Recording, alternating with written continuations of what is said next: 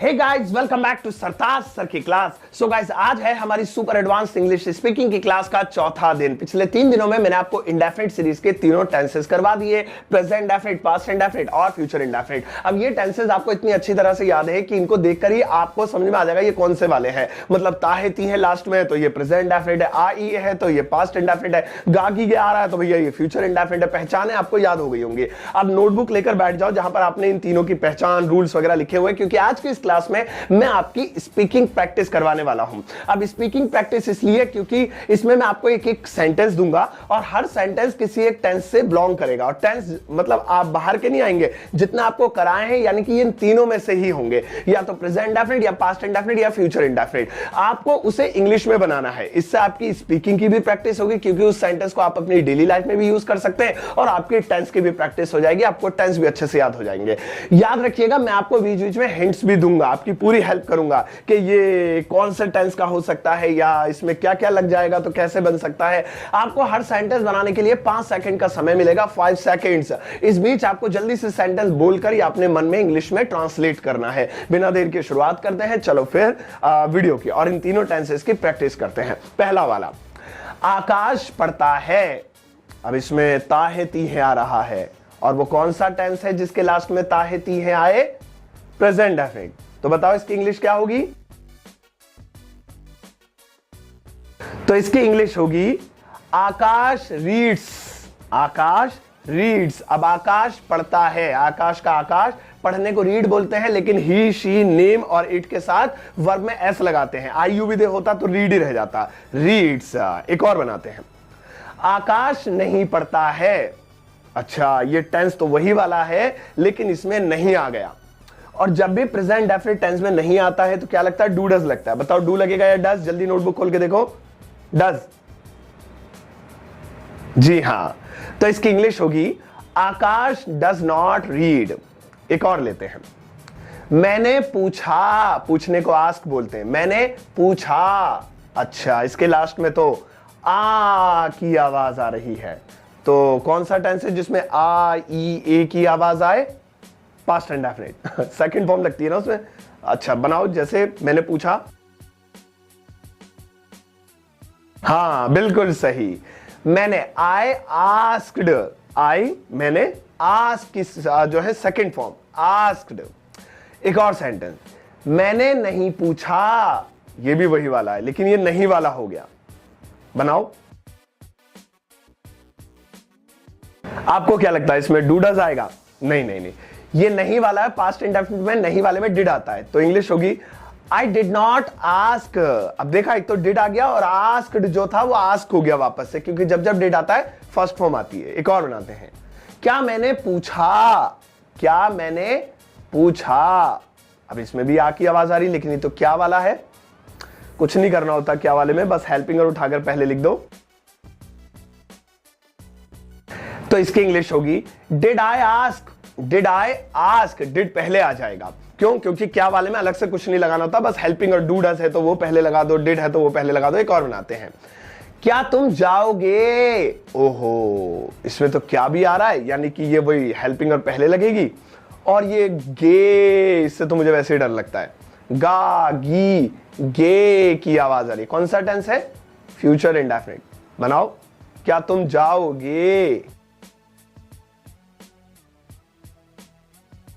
तो इसकी इंग्लिश होगी will you go. Will you go. आपने तो बिल्कुल ठीक बनाया, बहुत एक्सपर्ट हो। चलो एक और बनाते हैं, मैं आऊंगा। अच्छा, इसके भी लास्ट में गा आ रहा है। मैं आऊंगा। गा, गी, गे की आवाज, आवाज नहीं लिखा हुआ यार है, गा। तो मैं के लिए तो आई हो गया, गा के लिए वही विल। बनाओ। हाँ, सही है सही है। तो इंग्लिश होगी I will come. I will come. एक और लेते हैं, तुम अखबार पढ़ते हो। अच्छा, तुम अखबार पढ़ते हो। ये तो ता है, ती है वाला हो गया प्रेजेंट इंडेफिनिट।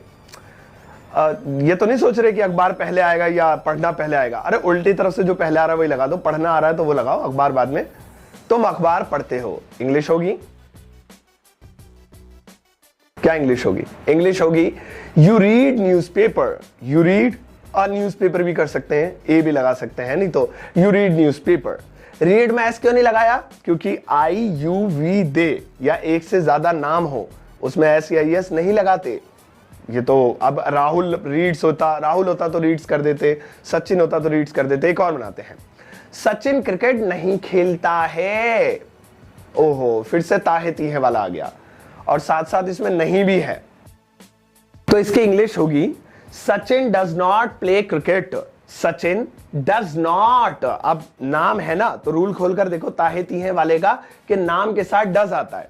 अब प्ले में एस क्यों नहीं लगाया? क्योंकि जब जब डू डज आएगा एस या एस नहीं आएगा। अगर ये होता ना सचिन क्रिकेट खेलता है तो सचिन प्लेज क्रिकेट होता, लेकिन सचिन क्रिकेट नहीं खेलता, Sachin does not play cricket. क्या वाला होता तो डज पहले लगा देते। एक और बनाते हैं, मैंने पतंग उड़ाई। ओ, इसमें थोड़ा सा फंस जाओगे, ई की आवाज आ रही है। कौन सा टेंस है जिसमें आ ई ए की आवाज? पास्ट इंडेफिनिट, ठीक है। अच्छा, उड़ाने की सेकंड फॉर्म नहीं आती? उड़ाने को फ्लाई बोलते हैं, सेकंड फॉर्म होती है फ्ल्यू, FLEW, फ्ल्यू। हाँ, थर्ड फॉर्म फ्लॉन होती है। तो मैंने पतंग उड़ाई, अब बना लिया। उल्टी तरफ से जो पहले आ रहा है वो लगाओ, मतलब कंफ्यूज्ड मत हो कि पतंग पहले लगाऊं या उड़ाना पहले लगाऊं। मैंने पतंग उड़ाई, तो इंग्लिश होगी आई फ्ल्यू अ काइट। आ नहीं भी लगाया आपने, कोई बात नहीं, आई फ्ल्यू काइट कर दिया ना, कोई दिक्कत नहीं है। आई फ्ल्यू अ काइट या द काइट या खाली काइट। आई फ्ल्यू, फ्लाई की सेकंड फॉर्म। एक और बनाते हैं, मैंने पानी नहीं पिया। मैंने पानी नहीं पिया, बनाओ इसको, कैसे बनाएंगे? पिया, आ की आवाज आ रही है। ओहो, ड्रिंक पीना होता है, तो ये तो पास्ट इंडेफिनिट है। सेकंड फॉर्म क्यों लगेगी? ये नहीं वाला है, नहीं वाले में नहीं लगती सेकंड फॉर्म, डिड आता है ना। तो मैंने पानी नहीं पिया। हाँ, सही है बिल्कुल। इसकी इंग्लिश क्या होगी? I did not drink water. I did not drink water, मैंने पानी नहीं पिया। एक और बनाते हैं, जैसे मैंने फिल्म देखी। ई की आवाज आ रही, फिर से वही पास्ट इंडेफिनिट हो गया, आ ई एक ही आवाज आए, तो मैंने फिल्म देखी। अच्छा, अरे वो सी मत लगा ना, क्योंकि फिल्म देखने के लिए ना वॉच लगाते हैं। कभी तुम सी की 100 लगा दो, मुझे पता है ऐसा हो जाता है। फिल्मों के लिए ना वॉच लगाते हैं, वॉच की सेकंड फॉर्म ईडी लगा दो ना, वॉच्ड हो जाएगा।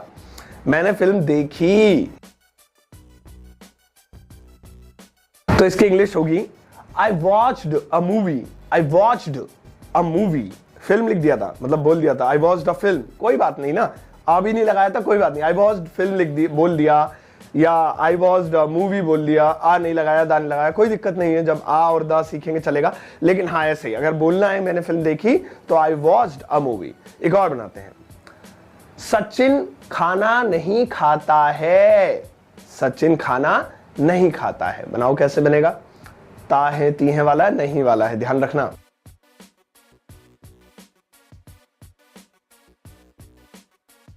तो इसकी इंग्लिश होगी Sachin does not eat the food. Sachin does not eat the food. यहां पे सचिन नाम है तो डज लगेगा ही। ईट द फूड, और ईट खाना, द फूड जो थाली में रखा होता है वो वाला खाना हो गया। एक और बनाते हैं, क्या तुम खाना खाओगे? क्या तुम खाना खाओगे? बनाओ, कैसे बनाएंगे? खाओगे, वो यही है फ्यूचर इंडेफिनिट वाला। गा की आवाज आ रही है ना, इसलिए थोड़ा सा डर सा लगा रहता है। क्या तुम खाना खाओगे, कैसे बनाएंगे? क्या वाला है? विल पहले आएगा, बना लिया। हाँ, will you eat the food, दा नहीं लगाया, कोई दिक्कत नहीं है। विल यू ईट फूड बोल दिया ना, काफी है। Will you eat the food, इस तरीके से बनाएंगे। एक और बनाते हैं, माताजी खाना पकाती है। माताजी खाना पकाती है। माताजी सिंगुलर है, एक की बात हो रही है, माताएं नहीं लिखा हुआ, माताजी एक की बात हो रही है। ऐसा क्यों बोल रहा हूं मैं, आइए बताऊंगा, लेकिन तुम बनाओ। ताहे तीहे वाला ये प्रेजेंट डेफिनेट, खाना पकाने को कुक द फूड या खाली कुक फूड, कुछ भी बोल दो। माताजी खाना पकाती हैं, तो इसकी इंग्लिश होगी मदर कुक्स द फूड। अब मैं इसलिए बोल रहा था कि माताजी एक है, क्योंकि प्रेजेंट डेफिनिट टेंस में सिंगुलर पर्सन के साथ, एक के साथ एस लगता है। प्रेजेंट डेफिनिट टेंस में मैंने आपको बताया था। इसी को नेगेटिव बनाते हैं, माताजी खाना नहीं पकाती हैं या बनाती हैं, वही चीज है, कुक द फूड आएगा। मदर है लेकिन नहीं वाला हो गया, प्रेजेंट डेफिनेट बनाओ। तो इसकी इंग्लिश होगी mother does not cook the food, mother does not cook the food. इस तरह से हम लोग प्रैक्टिस करते हैं। आज की क्लास में कम प्रैक्टिस मैंने करवाई, वजह क्या थी, कहीं आपको बोरिंग ना लगने लगे। आप मुझे इस वीडियो के कमेंट सेक्शन में जरूर बताइएगा क्या आपको इस तरह की प्रैक्टिस बोरिंग लगती है, और अगर आपको लगती है तो कोई दूसरा वे तलाशूंगा, और अगर आपको बोरिंग नहीं लगती है, मजा आ रहा है, तो मैं फिर अगली वाली जो प्रैक्टिस करवाऊंगा, जो 6 यानी कि बाकी के 3 टेंसेस करवाने के बाद, 3 हमारे इंडेफिनिट सीरीज के, अब 3 अगले कॉन्टिन्यूअस सीरीज के आएंगे, तो उसके बाद मैं मिक्स करके 6 टेंसेस की जो प्रैक्टिस करवाऊंगा उसमें कम से कम 20 से 30 मिनट की क्लास में मैं वीडियो लेकर आऊंगा, ताकि आपकी ज्यादा से ज्यादा प्रैक्टिस हो सके। मुझे जरूर बताइएगा इस वीडियो के कमेंट सेक्शन में आपके कितने सेंटेंसेस सही गए, मुझे इस वीडियो के कमेंट सेक्शन में वो भी जरूर बताइएगा। इस सीरीज को आप कितना पसंद कर रहे हैं ये भी बताइएगा, और ऐसे इंग्लिश सीखते रहिए। अपना ध्यान रखिए, मिलता हूं आपको 5वें दिन की क्लास में, तब तक के लिए टेक केयर, बाय बाय।